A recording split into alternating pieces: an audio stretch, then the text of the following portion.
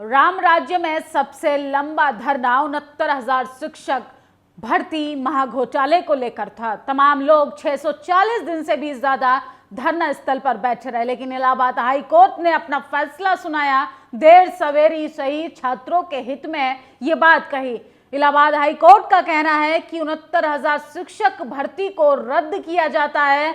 फिर से 3 महीनों के अंदर फिर से नई परीक्षा कराई जाएगी। लेकिन बीएसपी सुप्रीमो मायावती ने आरक्षण से आए हुए छात्रों के हित में सरकार से आश्वासन मांगा है और कहा है कि इसमें रिजर्वेशन वाले बच्चों के लिए क्या प्रावधान रहेगा, इस पर सरकार को ईमानदारी से विचार विमर्श करना चाहिए। तमाम लोग सोशल मीडिया पर अपनी प्रतिक्रियाएं दे रहे हैं, लेकिन सोचिए, बहुजन नेताओं ने इस मुद्दे पर मुखर होकर आवाज उठाई। अनुप्रिया पटेल, केशव प्रसाद मौर्य, स्वामी प्रसाद मौर्य, चंद्रशेखर आजाद, बीएसपी सुप्रीमो मायावती, ये तमाम लोग लंबे समय से 69,000 शिक्षक आरक्षण मांग घोटाले पर लगातार लिख रहे थे और सोचिए, छात्रों की जीत हुई। लेकिन समय थोड़ा बर्बाद जरूर हुआ, लेकिन सोचिए, इलाहाबाद हाई कोर्ट ने ये बता दिया कि आपके बोलने की ताकत से सब कुछ बदला जा सकता है। छात्रों के हित में यह फैसला है। तमाम लोग सोशल मीडिया पर लिख रहे हैं,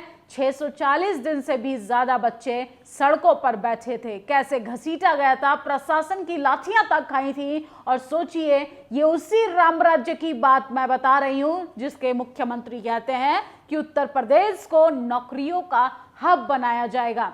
सोचिए, एक तरफ तो ST/SC वर्गीकरण की बात कही जाती है, उनको क्रीमीलेयर के आधार पर बांटने की कोशिश की जाती है। सुप्रीम कोर्ट के फैसले को लेकर भी चंद्रशेखर आजाद 11 सितंबर को एक बड़ा आंदोलन करने वाले हैं। उससे पहले 21 अगस्त को लेके संपूर्ण भारत बंद का कॉल है। तमाम लोग तरह तरह की प्रतिक्रियाएं भी दे रहे हैं, लेकिन बहुजन समाज को एकजुट होना पड़ेगा, अपने संवैधानिक अधिकारों पर बोलना होगा, तभी जाके जीत आपके हिस्से में आती है। अमरेंद्र बाहुबली लिखते हैं, उत्तर प्रदेश में 69,000 शिक्षक भर्ती में आरक्षण घोटाला हुआ। यह पूरे प्रदेश में हम पिछड़े दलितों के अभ्यर्थी लखनऊ की सड़कों में लगातार 640 दिन से भी ज्यादा दिन भूख हड़ताल पर आंदोलन रहे, जबकि इससे पहले ये बात कई बार पुष्टि हो चुकी थी कि आरक्षण विसंगति हुई है। माननीय पिछड़ा वर्ग आयोग, माननीय मुख्यमंत्री जी ने स्वयं जांच कमेटी जांच कराकर माना था कि विसंगति हुई है,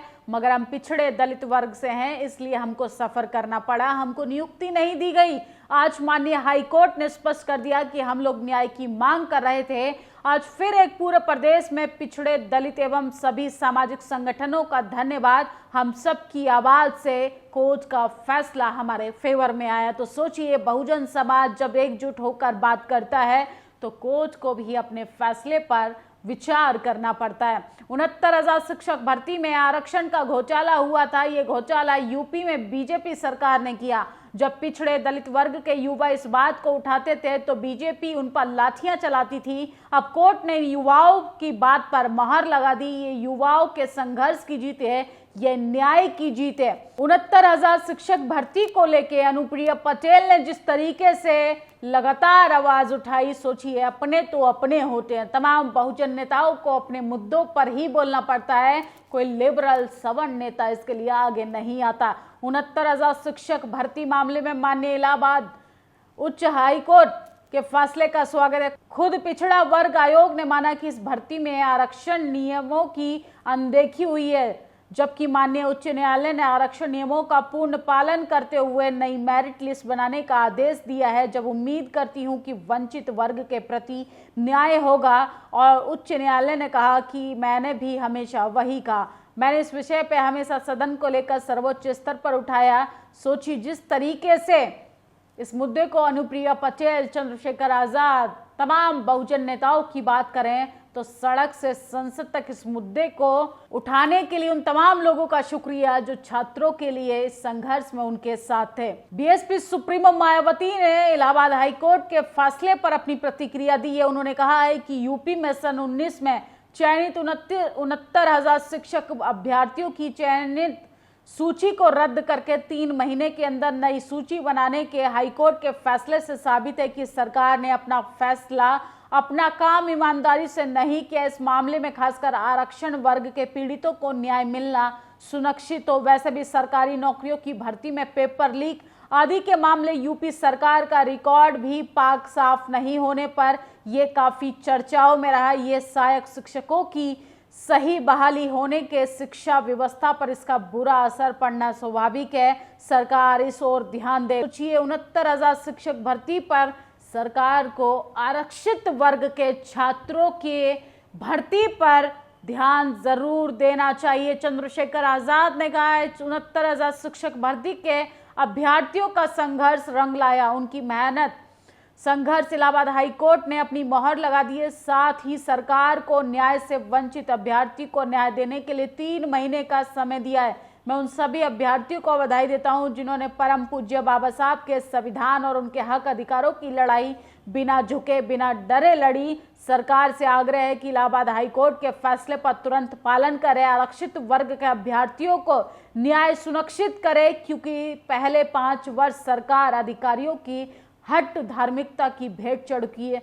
इसीलिए आरक्षित वर्ग के छात्रों के बारे में गंभीरता से केंद्र सरकार और राज्य सरकार को सोचना चाहिए। जिस तरीके से सुप्रीम कोर्ट से लेके इलाहाबाद हाई कोर्ट के फैसले आ रहे हैं, उसमें ऐसा लगता है कि अभी भी आज़ादी के 78 साल बाद भी बहुजनों को अपने न्याय के लिए, अपनी सामाजिक भागीदारी के लिए कितना लंबा संघर्ष करना पड़ता है। 69,000 शिक्षक भर्ती में आरक्षण का घोटाला हुआ। ये घोटाला यूपी की बीजेपी सरकार में हुआ और सोचिए, कोर्ट ने छात्रों की जीत पर मोहर लगा दी है और कांग्रेस पार्टी संविधान रक्षक अभियान पूरे देश में चलाने वाली है। और सोचिए, जिस तरीके से एकजुटता दिखाई दे रही है ST SC OBC की एकजुटता से ही कोर्ट को अपने फैसले सुनाने पड़ते हैं। सुप्रीम कोर्ट फैसला देता है कि वर्गीकरण लागू किया जाए, कोटे में कोटा लाया जाए और कैसे बहुजनों को भटकाने की कोशिश की जाती है। वहीं केंद्र सरकार अपने फैसले पर पुनर्विचार करती है और इस फैसले पर सुनवाई करती है कि कोटे में क्रीमी लेयर लागू नहीं होगा। BSP सुप्रीमो और चंद्रशेखर की कार्यशैली में अंतर है। मायावती की राजनीति में दलित और उनके मुद्दे सबसे प्रमुख, इसके लिए उनको समझिए। जिस दिन सुप्रीम कोर्ट का जजमेंट आया, उन्होंने इसको सबसे प्रमुखता से उठाया। उनकी प्रेस कॉन्फ्रेंस में एक पत्रकार ने जया बच्चन पर सवाल पूछा तो उसे डांट दिया, इस मुद्दे को इमरजेंसी तक कह डाला। हालांकि ये सही नहीं है। उनकी पार्टी के पास सतीश मिश्रा जैसा बेहद ही सफल वकील होने के बावजूद सुप्रीम कोर्ट में कोई वकील नहीं खड़ा था, जिसके लिए मैंने उसकी आलोचना भी की थी।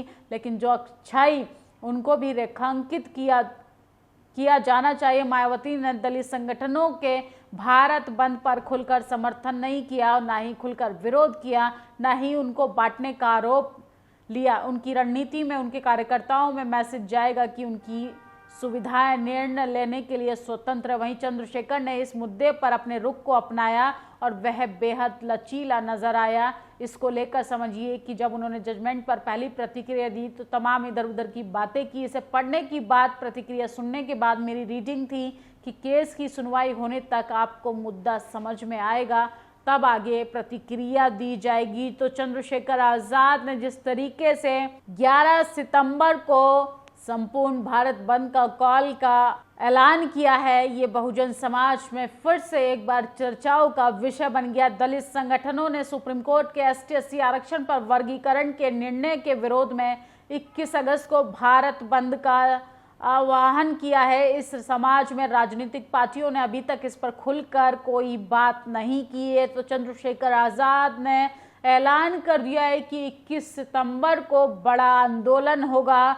जिस तरीके से सुप्रीम कोर्ट के फैसले पर आरक्षण विरोधी विचारधारा दिखाई देती है, उसको लेकर देश भर में अभी भी चर्चा बनी हुई है। लोग विरोध कर रहे हैं और चंद्रशेखर आजाद के साथ साथ BSP supremo Mayawati, Chirag Paswan, Rajesh लिलौटिया, Congress party भी अब मैदान में उतर चुकी है। ST SC OBC को समझना होगा कि आपके मुद्दों पर गंभीरता से बात करने वाला कौन है और आपके मुद्दों को भटकाने वाला व्यक्ति कौन है। फिलहाल तो इलाहाबाद हाई कोर्ट का जो फैसला है वो ऐतिहासिक फैसला है और उम्मीद है जिस तरीके से बीएसपी सुप्रीमो मायावती ने कहा है कि आरक्षित सीटों पर भी सरकार को गंभीरता से सोचना चाहिए, क्योंकि बहुजनों को अपनी हर एक चीज़ के लिए संघर्ष करना पड़ता है, चाहे उसमें वो छात्र ही क्यों ना हो। इस वीडियो पर अपनी प्रतिक्रिया जरूर दीजिएगा। शुक्रिया।